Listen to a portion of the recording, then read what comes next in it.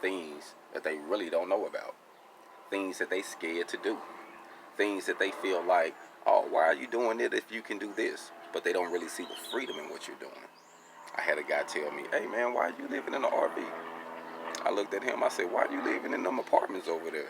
Them apartments was built in 1970 something.